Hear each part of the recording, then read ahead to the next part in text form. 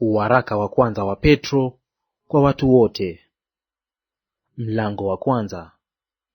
Petro, mtume wa Yesu Kristo, kwa wateule wa utawanyiko wakaao hali ya ugeni katika Ponto na Galatia na Kapadokia na Asia na Bithinia, kama vile Mungu Baba alivyotangulia kuwajua katika kutakaswa na Roho, hata mkapata kutii na kununyizwa damu ya Yesu Kristo. Neema na amani na ziongezwe kwenu. Ahimidiwe Mungu Baba wa Bwana wetu Yesu Kristo, ambaye kwa rehema zake nyingi alituzaa mara ya pili ili tupate tumaini lenye uzima kwa kufufuka kwake Yesu Kristo katika wafu, tupate na urithi usioharibika, usio na uchafu, usionyauka, uliotunzwa mbinguni kwa ajili yenu. Nanyi mnalindwa na nguvu za Mungu kwa njia ya imani, hata mpate wokovu ulio tayari kufunuliwa wakati wa mwisho. Mnafurahi sana wakati huo, ijapokuwa sasa kwa kitambo kidogo, ikiwa ni lazima, mmehuzunishwa kwa majaribu ya namna mbalimbali, ili kwamba kujaribiwa kwa imani yenu, ambayo ina thamani kuu kuliko dhahabu ipoteayo, ijapokuwa hiyo hujaribiwa kwa moto, kuonekane kuwa kwenye sifa na utukufu na heshima katika kufunuliwa kwake Yesu Kristo. Naye mwampenda, ijapokuwa hamkumwona; ambaye ijapokuwa hamuoni sasa, mnamwamini na kufurahi sana kwa furaha isiyoneneka yenye utukufu, katika kuupokea mwisho wa imani yenu, yani wokovu wa roho zenu. Katika habari ya wokovu huo manabii walitafuta na kuchunguza, ambao walitabiri habari za neema itakayowafikia ninyi. Wakatafuta ni wakati upi na wakati wa namna gani ulioonywa na Roho wa Kristo aliyekuwa ndani yao, ambaye alitangulia kuyashuhudia mateso yatakayompata Kristo na utukufu atakaokuwa nao baada ya hayo. Wakafunuliwa ya kuwa si kwa ajili yao wenyewe, bali kwa ajili yenu walihudumu katika mambo hayo, ambayo sasa yamehubiriwa kwenu na wale waliowahubiri ninyi Injili kwa Roho Mtakatifu aliyetumwa kutoka mbinguni. Mambo hayo malaika wanatamani kuyachungulia.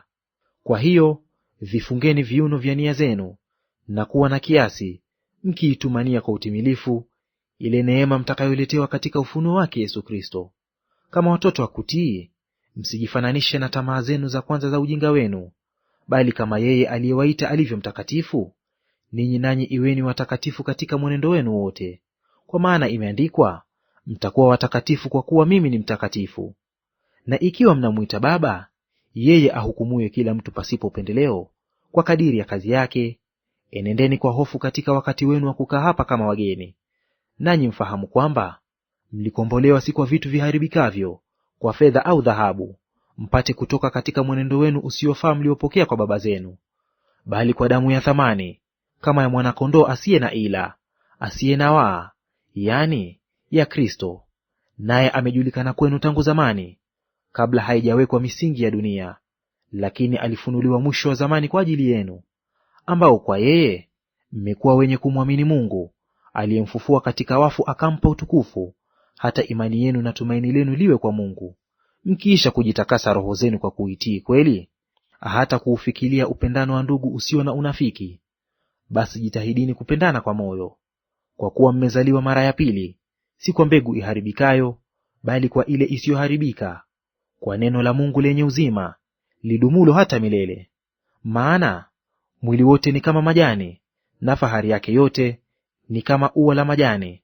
Majani hukauka na ua lake huanguka, bali neno la Bwana hudumu hata milele. Na neno hilo ni neno lile jema lililohubiriwa kwenu. Mlango wa pili. Basi uwekeni mbali uovu wote na hila yote na unafiki na husuda na masingizio yote. Kama watoto wachanga waliozaliwa sasa, yatamanini maziwa ya akili yasiyogoshiwa, ili kwa hayo mpate kuukulia wokovu, ikiwa mmeonja ya kwamba Bwana ni mwenye fadhili. Mwende yeye, jiwe lililo hai, lililokataliwa na wanadamu, bali kwa Mungu ni teule, lenye heshima. Ninyi nanyi kama mawe yaliyo hai, mmejengwa muwe nyumba ya Roho, ukuhani mtakatifu, mtoe dhabihu za Roho zinazokubaliwa na Mungu kwa njia ya Yesu Kristo. Kwa kuwa imeandikwa katika Maandiko, tazama, naweka katika Sayuni jiwe kuu la pembeni, teule, lenye heshima, na kila amwaminie hata tahayarika. Basi heshima hii ni kwenu ninyi mnaoamini, bali kwao wasioamini jiwe walilolikataa waashi limekuwa jiwe kuu la pembeni, tena jiwe la kujikwaza mguu na mwamba wa kuangusha. Kwa maana hujikwaza kwa neno lile, wasiliamini, nao waliwekwa kusudi wapate hayo. Bali ninyi ni mzao mteule, ukuhani wa kifalme, taifa takatifu, watu wa milki ya Mungu, mpate kuzitangaza fadhili zake yeye aliyewaita mtoke gizani mkaingie katika nuru yake ya ajabu. Ninyi mliokuwa kwanza si taifa, bali sasa ni taifa la Mungu; mliokuwa hamkupata rehema, bali sasa mmepata rehema. Wapenzi, na wasihi kama wapitaji na wasafiri, ziepukeni tamaa za mwili zipiganazo na roho. Muwe na mwenendo mzuri kati ya mataifa, ili iwapo huwasingizia kuwa watenda mabaya, wayatazamapo matendo yenu mazuri, wamtukuze Mungu siku ya kujiliwa. Tiini kila kiamriwacho na watu kwa ajili ya Bwana, ikiwa ni mfalme kama mwenye cheo kikubwa, ikiwa ni wakubwa kama wanaotumwa naye, ili kuwalipiza kisasi watenda mabaya na kuwasifu watenda mema. Kwa sababu ndiyo mapenzi ya Mungu, kwamba kwa kutenda mema mzibe vinywa vya ujinga vya watu wapumbavu, kama walio huru, ila wasioutumia uhuru huo kwa kusitiri ubaya, bali kama watumwa wa Mungu. Waheshimuni watu wote, wapendeni ndugu, mcheni Mungu, mpeni heshima mfalme. Enyi watumishi, watiini bwana zenu kwa hofu nyingi, sio wao walio wema na wenye upole tu, bali nao walio wakali. Maana huu ndio wema hasa, mtu akivumilia huzuni kwa kumkumbuka Mungu, pale ateswapo isivyo haki. Kwa maana ni sifa gani kustahimili mtendapo dhambi na kupigwa makofi? Lakini kustahimili mtendapo mema na kupata mateso, huu ndio wema hasa mbele za Mungu. Kwa sababu ndiyo mlioitiwa, maana Kristo naye aliteswa kwa ajili yenu, akawaachia kielelezo, mfuate nyayo zake. Yeye hakutenda dhambi, wala hila haikuonekana kinywani mwake. Yeye alipotukanwa, hakurudisha matukano; alipoteswa, hakuogofya, bali alijikabidhi kwake yeye amhukumuye kwa haki. Yeye mwenyewe alizichukua dhambi zetu katika mwili wake juu ya mti, tukiwa wafu kwa mambo ya dhambi, tuwe hai kwa mambo ya haki. Na kwa kupigwa kwake mliponywa. Kwa maana mlikuwa mnapotea kama kondoo, lakini sasa mmemrudia mchungaji na mwangalizi wa roho zenu. Mlango wa tatu. Kadhalika ninyi wake watiini waume zenu, kusudi ikiwa wako wasioliamini neno, wavutwe kwa mwenendo wa wake zao pasipo lile neno, wakiutazama mwendo wenu safi na wahofu. Kujipamba kwenu kusiwe kujipamba kwa nje, yaani kusuka nywele na kujitia dhahabu na kuvalia mavazi, bali kuwe utu wa moyo usioonekana katika mapambo yasiyoharibika, yaani roho ya upole na utulivu, iliyo ya thamani kuu mbele za Mungu.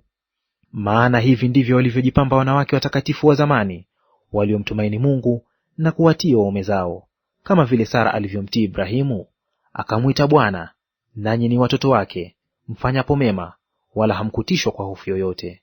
Kadhalika ninyi waume, kaeni na wake zenu kwa akili, na kumpa mke heshima, kama chombo kisicho na nguvu, na kama warithi pamoja wa neema ya uzima, kusudi kuomba kwenu kusizuiliwe. Neno la mwisho ni hili: muwe na nia moja, wenye kuhurumiana, wenye kupendana kama ndugu, wasikitikivu, wanyenyekevu, watu wasiolipa baya kwa baya, au laumu kwa laumu, bali wenye kubariki, kwa sababu hayo ndiyo mlioitiwa, ili mrithi baraka. Kwa maana atakaye kupenda maisha na kuona siku njema, auzuie ulimi wake usinene mabaya, na midomo yake isiseme hila. Na aache mabaya, atende mema, atafute amani, aifuate sana. Kwa kuwa macho ya Bwana huwaelekea wenye haki, na masikio yake husikiliza maombi yao, bali uso wa Bwana ni juu ya watenda mabaya. Naye ni nani atakayewadhuru mkiwa wenye juhudi katika mema? Lakini mjapoteswa kwa sababu ya haki, mna heri.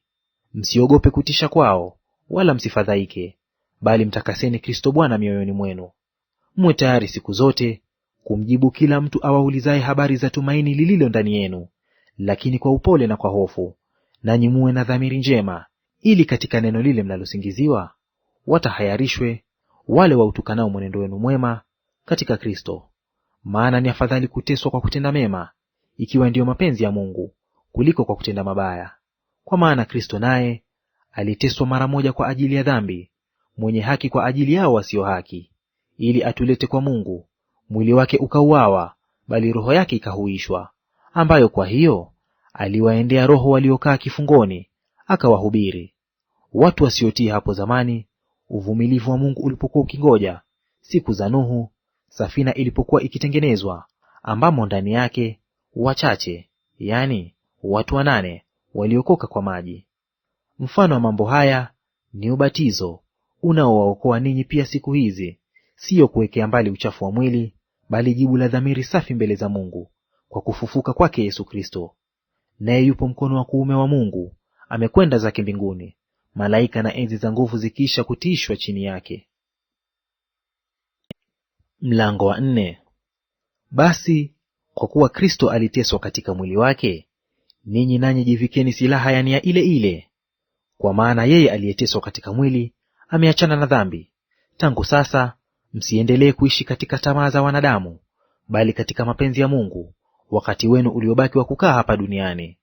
Maana wakati wa maisha yetu uliopita watosha kwa kutenda mapenzi ya mataifa, kuenenda katika ufisadi na tamaa na ulevi na karamu za ulafi na vileo na ibada ya sanamu isiyo halali, mambo ambayo wao huona kuwa ni ajabu ya ninyi kutokwenda mbio pamoja nao katika ufisadi ule ule usio na kiasi, wakiwatukana. Nao watatoa hesabu kwake yeye aliye tayari kuwahukumu walio hai na waliokufa. Maana kwa ajili hiyo hata hao waliokufa walihubiriwa Injili, ili kwamba wahukumiwe katika mwili kama wahukumiwavyo wanadamu, bali wawe hai katika roho kama Mungu alivyo hai. Lakini mwisho wa mambo yote umekaribia. Basi iweni na akili, mkeshe katika sala.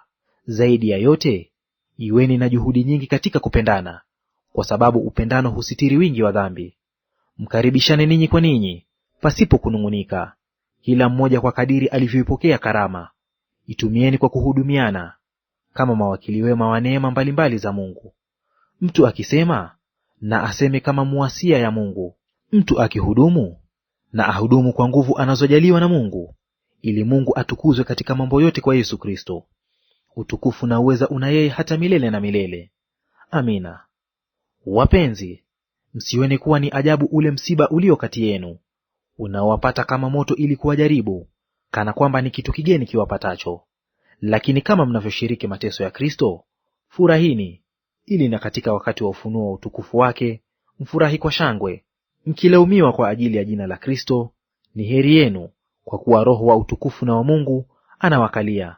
Maana mtu wa kwenu asiteswe kama muuaji au mwivi au mtenda mabaya, au kama mtu ajishughulishaye na mambo ya watu wengine. Lakini ikiwa ni kwa sababu ni Mkristo, asione haya, bali amtukuze Mungu katika jina hilo.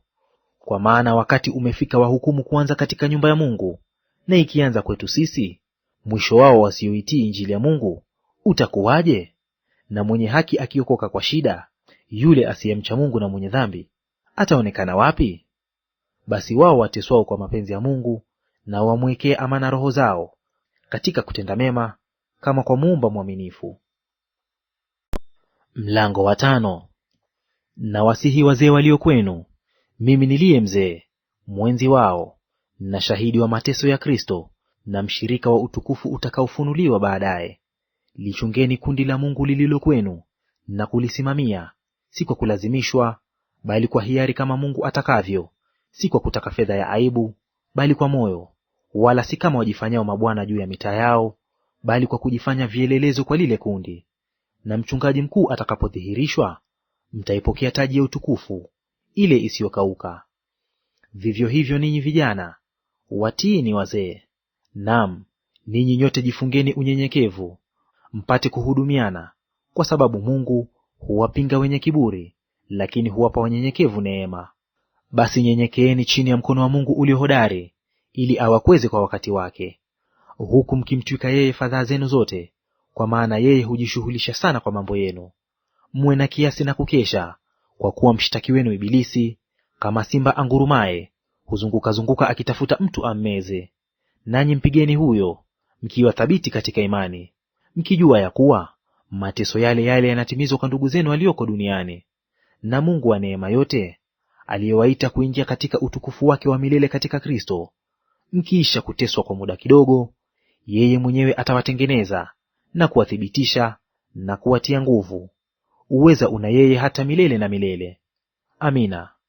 Kwa mkono wa Silwano, ndugu mwaminifu kama nionavyo, nimewaandikia kwa maneno machache, kuonya na kushuhudia ya kuwa hii ndiyo neema ya kweli ya Mungu. Simameni imara katika hiyo. Mwenzenu mteule hapa Babeli awasalimu, na Marko mwanangu. Salimianeni kwa busu la upendo. Amani na iwe kwenu nyote mlio katika Kristo. Amina.